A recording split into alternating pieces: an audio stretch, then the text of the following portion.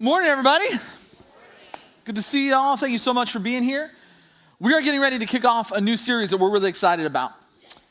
This week, over this next week, the next 7 days, Americans will buy 58 million pounds of chocolate.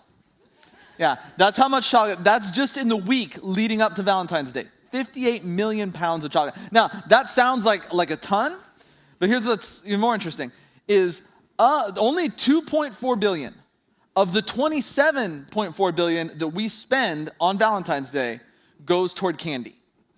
The rest of it goes toward flowers, clothes, jewelry, and dinners. So this is like the season of love, because we do all of this in the name of love. And we spend $27.4 billion around this one holiday, all in the name of love.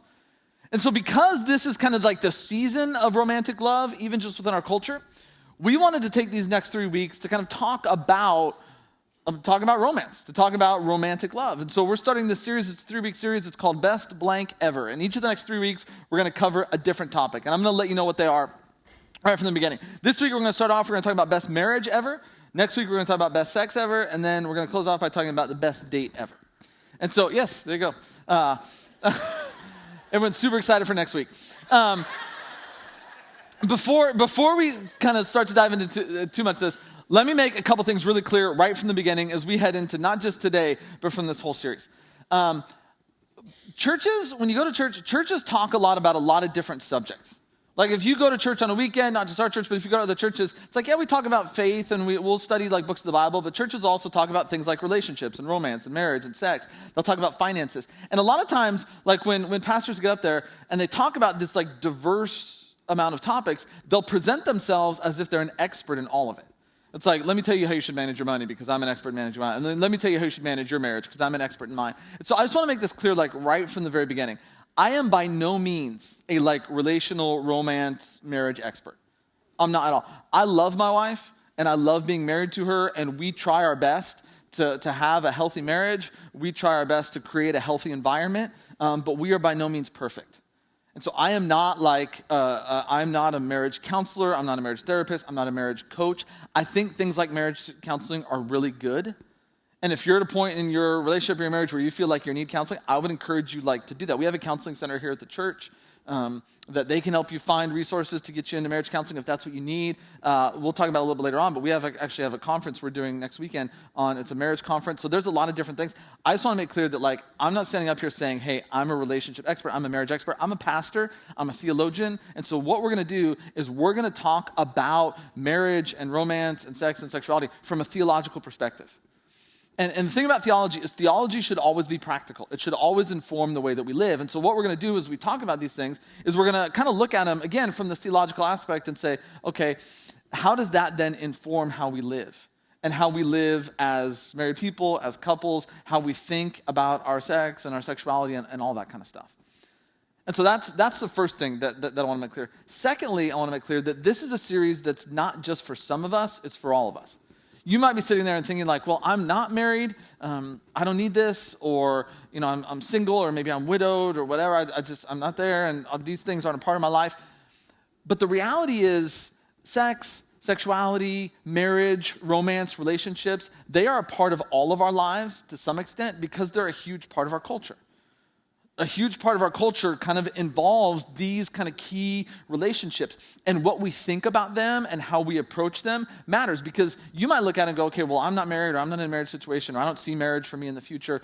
But you're interacting with people who may be your friends, your brothers, your sisters, your parents, your children that are involved in all of these dynamic, marriage, dating relationships, and they're looking to you for wisdom. And so how we help each other kind of guide through the messiness of relationships in our life matters. And what we think sociologically about marriage and relationships and sex and sexuality matters. And so our hope in this series is no matter who you are, no matter where you are relationally, whether you're married or thinking about getting married, or maybe you're seriously dating, or maybe you just kind of think in the future one day about what you would hopefully want to find in a marriage, that what we're going to talk about over all these, that this will kind of help us get kind of a better grasp on how we think about these things, how we view them, how we respond to them, how we talk about them, and how we engage in them.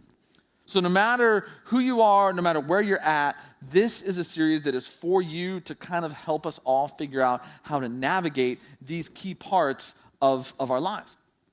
And so we're going to start by talking about marriage. And one of the things that's interesting about marriage in our culture is actually the marriage rate. We started in the United States, we started tracking our marriage rate back in 1867.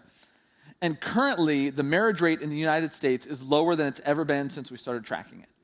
Here's a graph. This graph starts in 1900. Again, we started tracking it in 1867. But even if you go back there, our current marriage rate, which is like 6 per 1,000, which again, I'm not a statistician. I don't totally understand how all these numbers go together. But what you can see is that marriage is at kind of an all-time low in our culture. There's like less and less people getting married. There's more and more people who are cohabitating or living together in different things, but they're not actually getting married. In 1950, 80% of U.S. households were a married couple, which again, you can see, 1950, it's like at an all-time high. Today, less than half of households in the U.S. are married couples. And there's all different kind of reasons for that, and really some of the reasons for that are good. If you go back at certain points in our history, if you were a woman in our culture, you almost had pressure and needed to get married because there was cultural expectations of, hey, if you're a woman, then you're supposed to stay at home and you're supposed to be a homemaker and you're supposed to do everything in the house and raise the kids. And that's what was expected of you. And so the way you thrived in society was you had to find yourself a husband. Well, now, like, the education of women, the status of women, the ability of women to succeed in the workplace and to be like financially self-sufficient on their own is way ahead of what it was. And so education and status of women makes it where, hey, you know what? I don't need to get married if I'm a female. I can have this full thriving life on my own. I'm not forced to tie myself to a man who will protect me and provide for me. I can do that on my own and I can have a thriving lifestyle. And so some of the reasons that marriage has declined, they're not bad. Like, that's a good thing. A better status for women, more education and professional opportunities for women, that probably needs to still go up more. Not probably, it does need to go up more. But the fact that it's ahead of where it was is a good thing. So there are good reasons for that.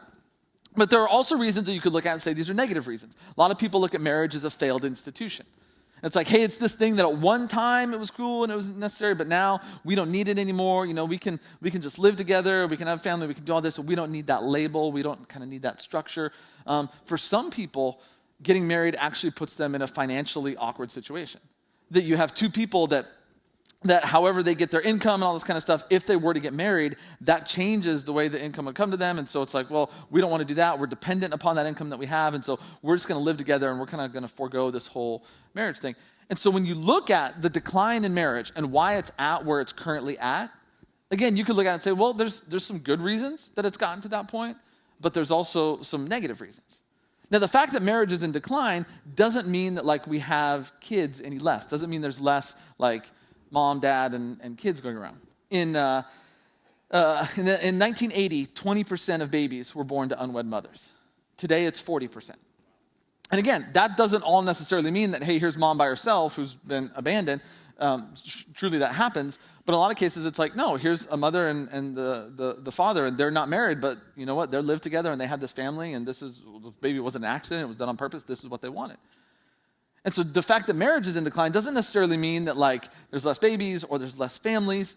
It just has to do with what we think about marriage, how we value marriage, how we approach it.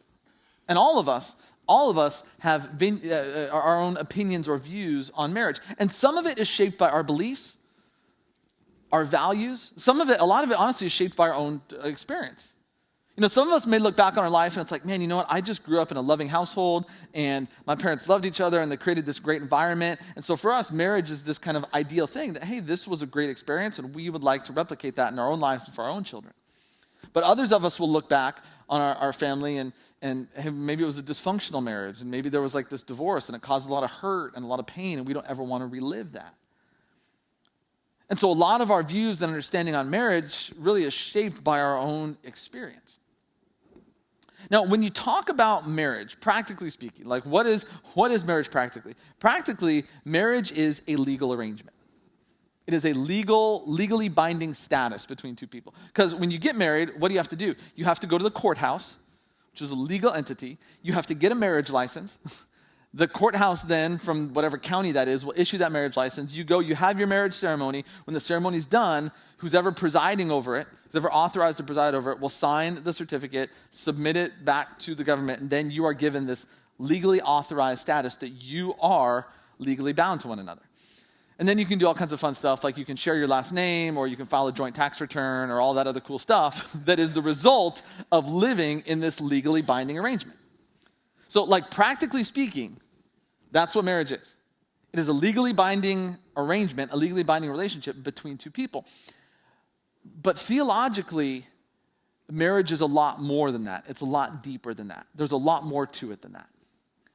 For the people of Israel, their understanding and view of marriage goes all the way back to their creation story. The book of Genesis is the first book of the Bible, and Genesis opens up with this ancient Israelite creation story of how God created the world.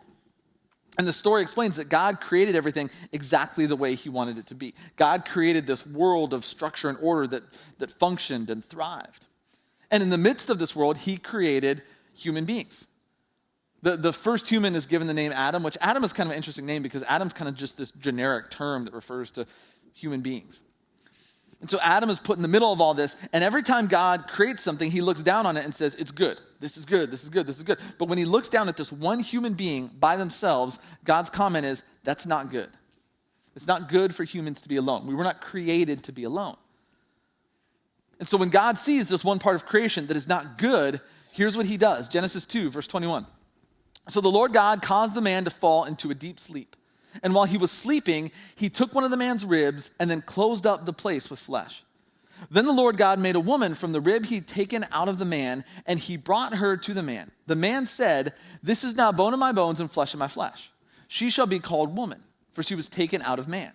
That is why a man leaves his father and mother and is united to his wife, and they become one flesh. Adam and his wife were both naked, and they felt no shame.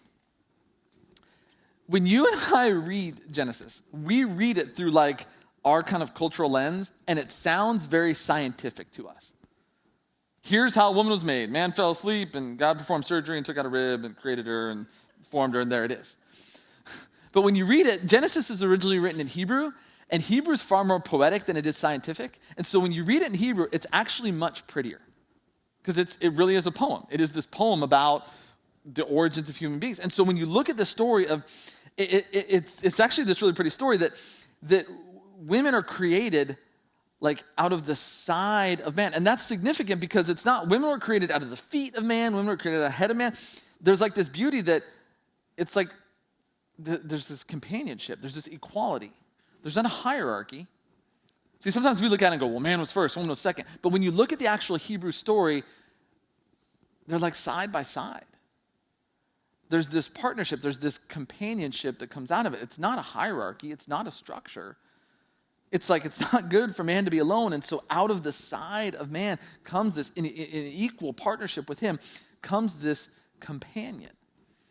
And the Israelite creation story calls her Eve, which again, Eve is kind of an interesting name because Eve is another kind of generic name for like the mother of all that is living. And so here you have Adam and Eve, and what we're told is their relationship, they're more than just friends. There's this like deep-seated union that happens between them, that the word that the Israelites use, the phrase they use is one flesh. That these two people become one flesh. For the Israelites, this is kind of where their whole understanding of marriage came from. And this is marriage the way that Jesus talks about it. This is the way the marriage the way the early church practiced it. It all comes down to this idea that marriage is literally taking two people and making them one flesh. It's this like union in the deepest part of our being. It's not just a legal arrangement. It is literally like a binding and a mingling of souls. When Jesus, there's one point where Jesus is asked about divorce. And Jesus is asked, hey, can people divorce? Because in the laws of Israel, the laws that Moses gave to the people of Israel when they became a nation, there was situations where you could get divorced. And so in Jesus' day, they were always debating like, hey, what are the grounds for divorce? Can you do it? And so they asked Jesus, hey, Jesus, what are the grounds for divorce? And Jesus' response is interesting. He goes, listen, the only reason you were ever allowed to divorce in the law is because you're a bunch of stubborn, hard-hearted people. Jesus says, but you're missing the whole point. You're talking about dissolving a legally binding relationship. And Jesus actually quotes this verse from Genesis. And Jesus says, listen, if you go back, marriage is this whole idea of one flesh. And Jesus, his response is essentially, listen, even if you can dissolve a legal relationship, you can't unone two people. Think of it in terms of baking. If you've ever baked like a cake. Like when you bake a cake, you get all of the ingredients out there, and they're all separate ingredients, right? You have eggs, you have oil, you have flour, you have sugar, you have all this different stuff. You take all these separate ingredients, you put them together, you mix them together, you bake it, and it comes out as one new thing. It is a cake. You can't break that cake back down into those individual ingredients. It just can't be done. They've been made one. You can't unone them. You can try to take the thing apart, but it's just going to become a mess. This is how Jesus understands marriage going back to Genesis. That it's more than just this legal sentence. It's taking two people and making them one in a way that you really can't undo. And this is the thing. If you know this, if you've ever been through a divorce, or if you've ever walked with someone like a good friend or a mom or dad or a child or something through a divorce, you can legally end a relationship. We do it all the time. But it's still painful, isn't it? Like signing a thing that says, hey, this marriage is over. Like, okay, that doesn't take a lot of effort. And then the marriage is dissolved and you don't have to share last names anymore and you can't file a joint tax return anymore. And all the legal thing goes away. But there's still some part of you that's bound to that person. You can't just walk away and be done with it. There's still this connection that's, and this is what Jesus is getting at. Yes, yes, you can legally dissolve a relationship, but you can't unone people. We try all the time, but it's really brutal and it's hard and it's devastating for the people involved and the people around because you're doing something that was never meant to be done. See, for Jesus and for the Israelites and for the church, marriage was more than just this legal status. It was taking two people and literally making them one in the most intimate way. I love the last line where it says, Adam and his wife were both naked and they felt no shame. That it sounds kind of weird to us, but the point of that is you have these two people that are completely open and vulnerable with each other. They have nothing to hide. They're not protecting each other from anything. They're not lying. They're not deceiving each other. It's this statement about intimacy. You have these two people that are just connected so deeply in this beautiful way that they are just one flesh. That theologically, that's what marriage is. It's not just the legal status. It's taking two people and literally making them one in a way that you really can't undo. So that's what marriage is, theologically. But how does it work? Like once you find yourself in that, okay, I'm not only legally bound, I'm one flesh with this person, we're in this marriage. How is that supposed to work? That's a different relationship from other relationships. And so how are we supposed to function in the context of that one flesh? For that, to understand that, we're actually going to turn to the Apostle Paul. And Paul's a guy who writes a big chunk of the New Testament. Paul travels all over the Roman Empire and starts all these different churches, and he gives all this teaching on how we should live. And Ephesians is a letter that he writes to the church in Ephesus. And in Ephesians 5, he talks specifically to like Christian households. In fact, if you were to open up a Bible and read it, there's usually a heading over Ephesians 5 that will say something like instructions for Christian living or instructions for Christian households or something like that. And it's Paul telling people, he's going to talk first of all to married couples. He's going to talk to them individually. He's going to say, wives, this is what I want you to do. Husbands, this is what I want you to do. He will talk to children too. He'll say, children, this is what I want you to do. Then, interestingly enough, he'll come back to dads and he'll say, dads, this is what I want you to do, because dads are stubborn, hard-hearted, moms are a little more gentle. And so it's all these sections of like, here's what you should do. And so he starts off by talking to wives and to husbands. And he kind of sets a context of this is how you should function. This is how you should treat one another. This is how the dynamic should work within a marriage relationship. And so I want to look at these individually and see, what does he say to wives? What does he say to husbands? So he starts with wives, and here's what he says. He says, wives, submit yourselves to your own husbands as you do to the Lord. For the husband is the head of the wife as Christ is the head of the church, his body, of which he is the Savior. Now as the church submits to Christ, so also wives should submit to their husbands in everything.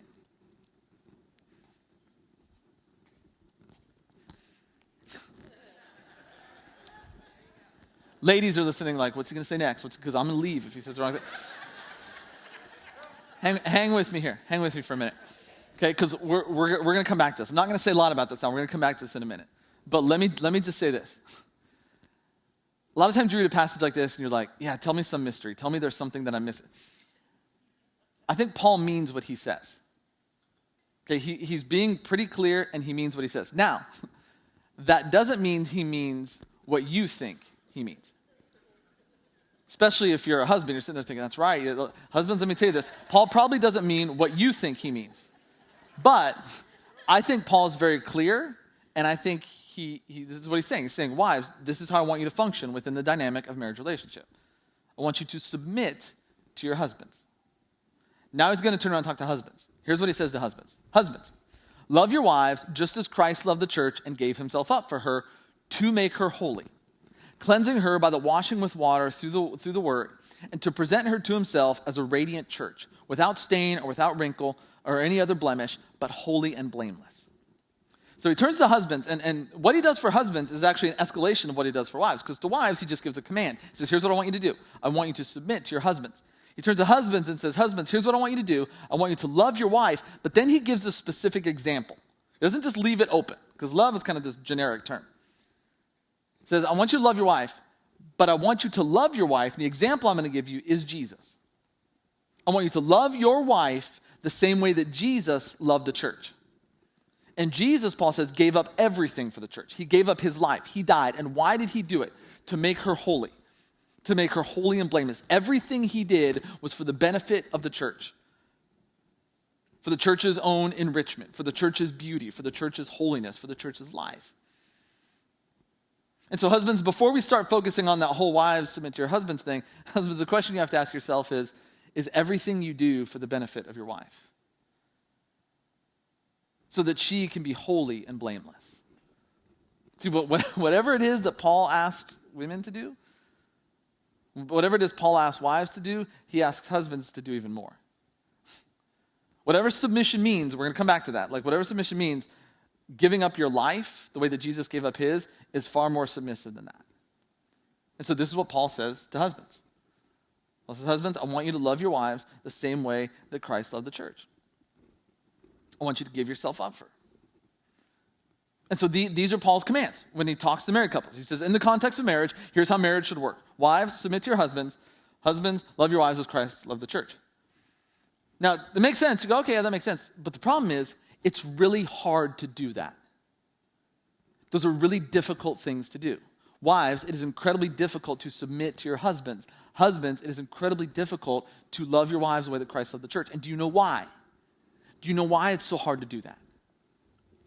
The answer is because your spouse or your fiance or your boyfriend or girlfriend or that person that you dream about marrying is jacked up.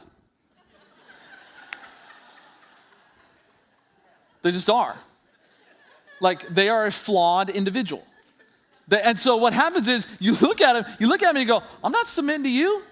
You're lazy. You don't ever do what you say you're going to do. You don't ever follow through with things. Like you just do all you want to do is watch football. And then the other time you have husbands look at your wives and go, well, I'm not going to love you the way that Christ loved the church because all you do is nag me and all you do is complain and you just do this, and that.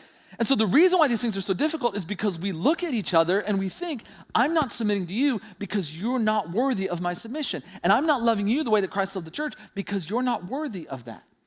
See, the justification that we use for why we don't do what Paul's asking us to do is on the character and the merit of the other person. See, here's the deal. If your spouse was like incredible, if your spouse did nothing wrong, if your spouse, ladies, if your husband was like loving you the way that Christ, you would have no problem submitting to him because everything they did would be for your benefit and for your holiness and blamelessness.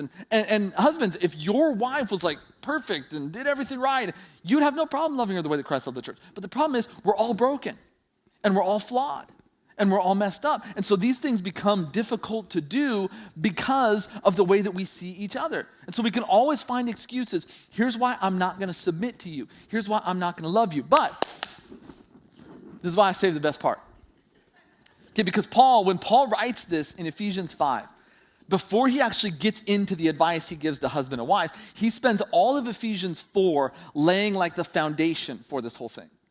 Paul doesn't just go like, here's what you need to do. Paul spends all of Ephesians 4 kind of laying out this groundwork of this is why you need to do this. And so Paul gives context. He doesn't say, hey, submit to one another, and love one another like in a vacuum. Ephesians 4 gives context to Paul says, this is why you are to do this.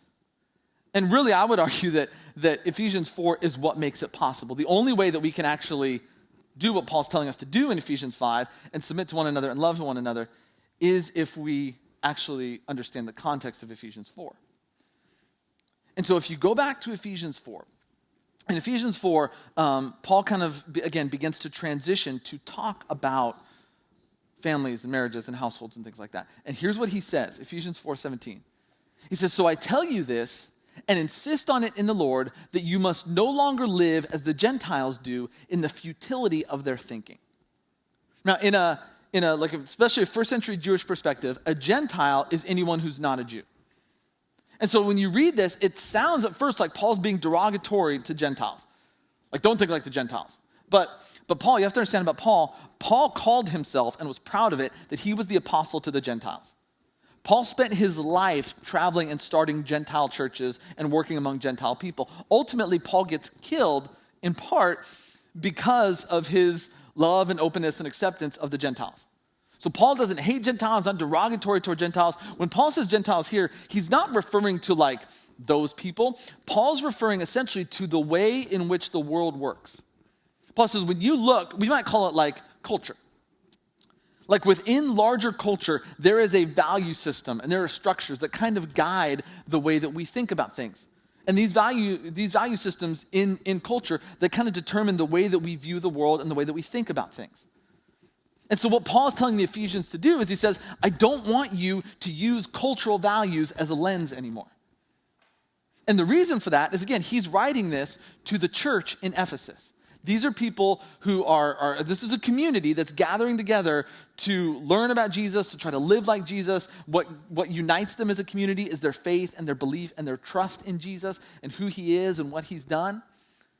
And so Paul's whole point is, he says, listen, I don't want you to think the way that culture thinks anymore. I don't want you to think the way that the cultural values think. You need to begin to view everything through the lens of Jesus. Your model, right? What your framework is not cultural values anymore. Now it's Jesus. And when your worldview gets filtered through the lens of Jesus, that changes the way you view people. It changes the way you think about things. And so then when you get to Ephesians 5, verse 1, Paul says this. He says, because of that, he says, I want you to follow God's example, therefore, as dearly loved children, and walk in the way of love, just as Christ loved us and gave himself up for us as a fragrant offering and a sacrifice to God. Because our framework is now Jesus, the way that which we live, Paul says, is we walk in the way of love. That's kind of what guides us. We're not thinking the way of cultural values anymore. Like when we put our faith and trust in Jesus, now Jesus is the lens through which we view the world, and Jesus changes the way that we think, the way that we act. And so if we're literally trusting and following Jesus, then our life is guided by this way of love that we see in Jesus. Again, Paul uses Jesus as the example. The way that Jesus loved is the way that we are to love. So the whole foundation of this argument that Paul's going to build on how we should treat one another within marriage is all built upon the foundation of Jesus and who Jesus is and what Jesus has done. And then Paul comes to Ephesians 5:21, which is what he says right before he gets into this advice to husbands and wives. And here's what he says. Submit to one another out of reverence for Christ. Before he ever tells wives to submit to husbands, before he ever tells husbands to love their wives as Christ loved the church, Paul gives them the reason why they are to do that. Paul says, wives, the reason that you are to submit to your husbands is not because they deserve it. It's not because of their character. It's not because of their quality. It's not because of anything about them. Husbands, the reason you are to love your wife the way that Christ loved the church is not because she's worthy of it. It's not because of her character. It's because of Christ. You submit to one another out of reverence for Christ. Because of your love and commitment to Jesus, you then choose to submit to one another. See, the model for marriage that Paul lays out, and you'll hear this word used to describe other relationships, not just marriage, but the model for a relationship that Paul lays out is what's known as mutual submission. It's going to come up here on the screen in a minute. It's going to say mutual submission. But mutual submission is the model that Paul lays out. And see, when we think of relationships, we kind of tend to think in terms of hierarchy, like who's in charge, who's in control. But the way Paul talks about marriage is there's not this hierarchy. And again, Paul's understanding of marriage goes back to the Genesis story, that there's companionship, there's equality, you're taken from the side. It's not this, hey, who's it's two people that are mutually submitting to one another. And here's the thing about it. That submission is based on a choice. I'm not submitting to you because I have to. I'm not submitting to you because it's required of me. I'm submitting to you because I choose to. Out of my reverence for Jesus, out of my love and commitment to Jesus, I am choosing to submit to you within the context of this marriage, to submit to you as my husband, or to love you, in the case of a husband, to love you, my wife, in the same way that Christ loved the church, and to give myself up. Paul says this is how marriage is designed to thrive. And here's the thing: if you are not, if you're like not a follower of Jesus, you're just checking out church, or you wouldn't describe yourself as a Christian, hear me out. Like, I'm super glad you're here. I'm super glad you listen to this, and I would encourage you to try mutual submission, to try to live in this relationship where you're mutually submitting to one another. But the reality is, the way that Paul describes it, what really makes mutual submission work is the foundation of Jesus. That's what makes it work.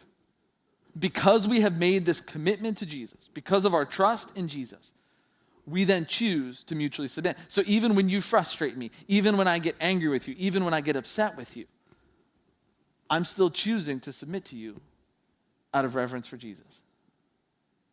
See, when Paul talks about like the context of healthy, thriving marriages, that's how he talks about it. And what's cool about it is if Jesus is the foundation of mutual submission, if Jesus is the foundation of a mutually submitted marriage, then it gets rid of all the stuff that we argue about. Because we read that verse, right? Wives, submit to your husbands. We read that verse and we start arguing about, well, what does submission really mean? And what do I have to submit? And what's this and what's that? But if Jesus is the foundation for it, if we're saying, no, what's the foundation of submission? The foundation of submission is Jesus. Then it gets rid of most of the junk we talk about. Because if Jesus is the foundation of mutual submission has nothing to do with cooking me dinner or getting me a beer from the fridge. Like, that's not mutual submission, because someone who's loving their wife as Christ loved the church is not going to live like that. They're not going to boss their spouse around like that. They're not going to treat them like that. Anyone who tries to argue that's what mutual submission is about is missing the framework of Jesus. When Jesus is the foundation of it, and when our mutual submission to one another is rooted in the person and the life and death and the character of Jesus, it has nothing to do with all this lame stuff that we spend time arguing about. We choose to submit to one another out of our reverence for Christ. And so wives, we do submit to our husbands. And husbands, we do love our wives as Christ loved the church and gave himself up. And when we live within the context of that mutual submission built on the foundation of Jesus, that's when marriages thrive. That's when individuals thrive. That's when families thrive. Now, I do want to say one more thing before we kind of like wrap all this up. There was a study, a survey that was done, and it was a combination, Insider.com, Huffington Post, Forbes, and National Center for Biotechnology Information.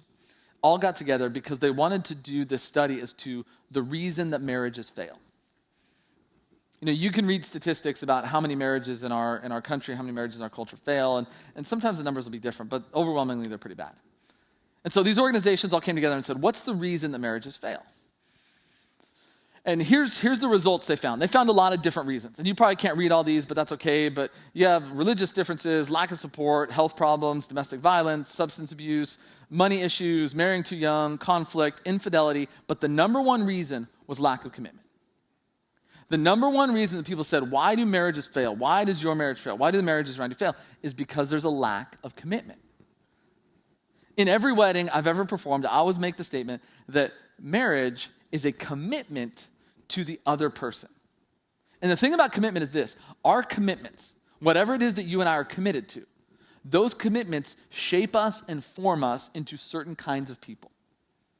Your commitment to a person, your commitment to a thing, your commitment to whatever it is, if you stay committed and if you remain committed, even when that commitment gets difficult, that shapes you and forms you into a person of character and integrity.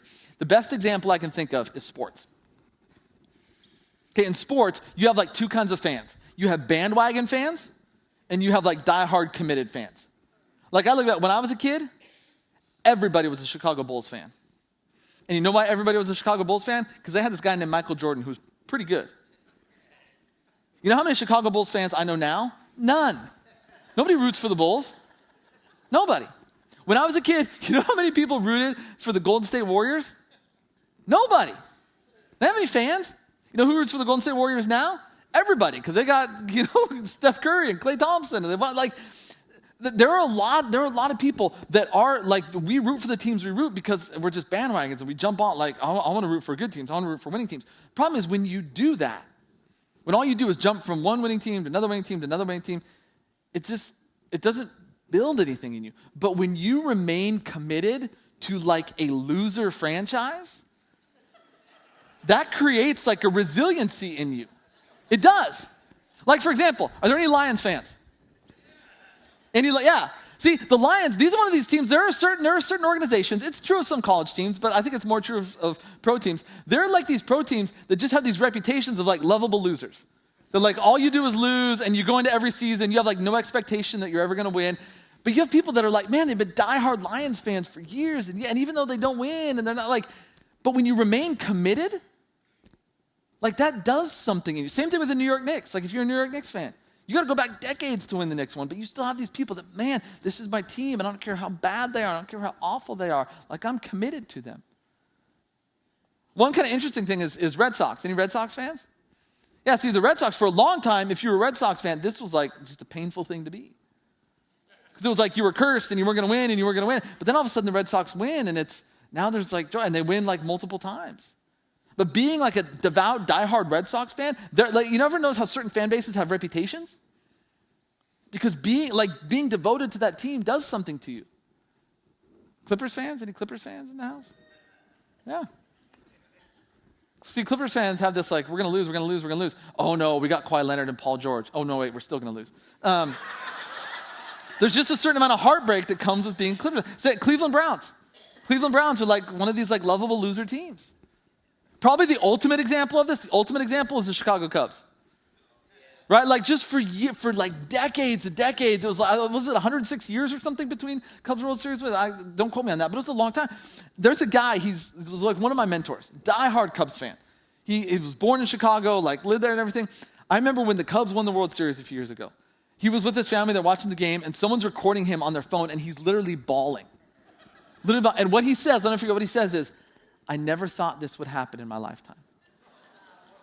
But he was like diehard. He had a bathroom that was like Cubs wallpaper and Cubs toilet seat. When you lift it up, it played Take Me Out to the Ball Game. Like, but it's like, but that commitment shaped him into this like kind of resilient person. And now you can go the other extreme. And like if you're a Lakers fan, there's like an entitlement that comes with championships. Like that's just what we do. We win championships. And if we don't, well then fire everybody and get somebody else in here because we win. That's what we do. We win. Same thing with the Yankees. Yankees are the same thing. Like, oh, we had a good season. No, you didn't win a championship. It's a failure. Like, there's just this certain entitlement that's bred into you if you're a Yankees fan. Across town, though, if you're a Jets fan, it's the polar opposite. We just lose. That's all we do. We lose. And then there's some franchises that literally breed in you like lack of reality, like Cowboys. Like, and I'm not trying to bag. My wife's family lives in Dallas, and so we go there. I've been there many, many times over the last 10 or 11 years. I've been to like 3 games at Dallas Stadium, and I'm just telling you, like as Dallas fans, you're not accepting reality. Like I remember being at a Cowboys game. Literally, this is several years ago. The Cowboys were 2-7, 2-7, 2 wins and 7 losses, and we're standing in the security line, and all the guys around me are like, "Well, yeah, this is how we're going to get to the playoffs." I'm like, "The playoffs? You're 2-7." You're literally 2-7, and your starting quarterback's hurt. But there's always this is our year, this is our year, this is our year. Never going to be your year. And just so no one thinks I'm being mean. Yeah, this was my team, the Packers. It's like, man, we get great expectations, and we win, except for when it really matters. Then we don't win. And so you just have this bred, like, there's this disappointment that you face in life all the time. And so the thing, again, sports shows us. I think sports is just an illustration. But when you remain committed to something, even when it gets hard, like even, again, go back, the Lions. You know why I feel bad for Lions fans? Because literally Matt Stafford was the quarterback of the Lions for like 12 years and did nothing. The guy gets traded to the Rams, and his first year he's playing the Super Bowl next week. Like, it just does something to you. When you remain committed to someone, to something, even when it gets difficult, that creates in you a resilience. It's what builds like character, and it's what builds integrity. The problem with bandwagon is you're just jumping from thing to thing to thing to thing, and that doesn't build anything in you. It doesn't create character. It doesn't create integrity. Our commitments form us as people. Our commitments build our character and integrity. The reason that we suck at marriage is because we suck at commitments. We just don't remain committed to anything. As soon as something gets difficult, we bail and we bandwagon for something else. Listen, let me tell you something that all married people know. If you've been married longer than 3 weeks. And you probably even know this, even if you're just dating, even if you've been dating for someone for a while, you probably know this. That person, your spouse, your boyfriend, your girlfriend, your fiance, you will not always be super crazy about them. There are times when they will frustrate you. There are times when they will disappoint you. There are times when they will let you down. There are times when they will anger you. Because again, we're all flawed people. We're all broken people. But can I tell you something else? When you're tempted to walk away from them because, oh, well, this person's terrible, and you go find that other person that's so exciting, can I tell you something else? That person's going to let you down too. And you're not always going to be crazy about that person. But if you keep jumping from person to person to person, you're just a bandwagon fan. See, what forms us as people is when we stay committed even when things get difficult. See, I would actually argue that it's not just about marriage, that you know why we suffer from an overall lack of character in our culture? Because we suck at commitment. See, what builds a character, what builds integrity is when we remain committed, even when it gets difficult. See, what builds healthy marriages is that even when things get tough, even if we find ourselves in a season where, for whatever reason, we're just not connecting, we're just not on the same page, that even in that season, we remain committed to one another. Because that commitment, that's what shapes us. The commitment to the other person is what shapes us and forms us into a good spouse, into a good mother, into a good father, into a good husband, into a good wife, into a good human being. See, the way that you live, the way that we live mutually submitted to one another is we live constantly by this question. What does it look like to love, honor, and cherish my spouse right now? And again, there will be times when this will be really easy. And there will be times when this will be really difficult. But the times when this is really difficult, that's when it matters the most. Because that's when we choose to let the commitment that we have made to that other person form us. See, marriage is this mingling of souls. It is this one flesh union where two people commit to one another and they let that commitment shape them into the kind of people God created them to be. Let me pray. Father, I thank you so much for your love for us. I thank you that you came down here to show your love and to demonstrate your love by dying and raising again for us, by giving your everything for us. And God, your life, your death, that's the model. That's the model for us in the way we treat one another. God, that should be the lens through which we view the world. And God, specifically today, as we're talking about marriage, as we're talking about romance, God, I know so many times in my life, so many times in our life, God, the only filter we see the world through is our own. And how we're thinking and how we're feeling. And when we're the only filter, God, it's really easy to criticize. It's really easy to get mad. It's really easy to point the finger at the other person. But God, all that does is create more division and more anger and more hurt. God, marriage is this meaningful relationship, this deep relationship that more than any other relationship in our life is designed to form us, to shape us into the kind of people that we are. And God, what holds that together is our commitment. Our commitment to the other person. Father, help us to love each other like you have loved us, even when it's hard, even when it's brutal, even when it's difficult. God, we love you, we thank you, we pray all of this in Jesus' name. Amen.